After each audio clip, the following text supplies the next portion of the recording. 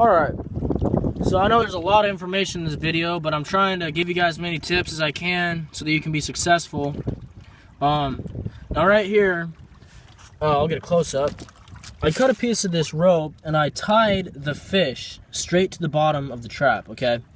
I found that when you're using bait like this, if you just throw it in there without securing it, the crawdads can, some crawdads I know for a fact can get in and out of these black store-bought traps. I don't know how or why, but they're able to. Okay, obviously why? Well, they're trying to escape, without being caught.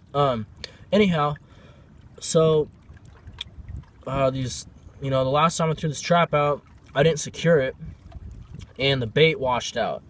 So, if you leave your trap out all night without securing your bait, odds are it's eventually going to wash out or get stolen by, escapee, Houdini, crawdads.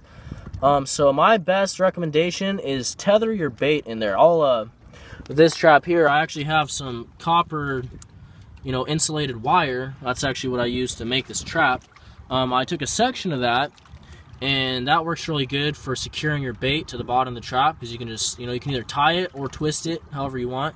But it doesn't really matter as long as you have some way of securing it. You're good. I will say this though, bait bags, mesh bait bags, those hinder the scent from escaping. I know this from personal experience. If you have a piece of fresh bait without any covering of any sort, and you only have it tethered like I do to the bottom of the trap, twice as much of that scent is going to get carried out. I actually used to use socks, old socks. I'd, cut them in half, and the lower end, didn't have the hole. I would put bait in that, puncture some holes in it, and tie it. Well, the traps that I used those socks in for the bait holders didn't do nearly as well as the traps that I put the bait straight into or tied to the bottom like this. So do yourself a favor, tie that bait in there, make sure it's secure. See, I tied it around the spinal part of the fish, so it's attached to solid bone. So they're gonna get in there and they're gonna tear at that flesh that I filleted off of there.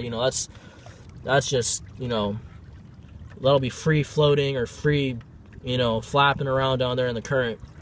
And that's what you want. You want those crawdads to work that bait as long as they can, because as soon as they're done, they're gonna want to try to find a way out. And some of those big ones are able to just, kind of lift up with their claws into that opening there, and they can just climb right out.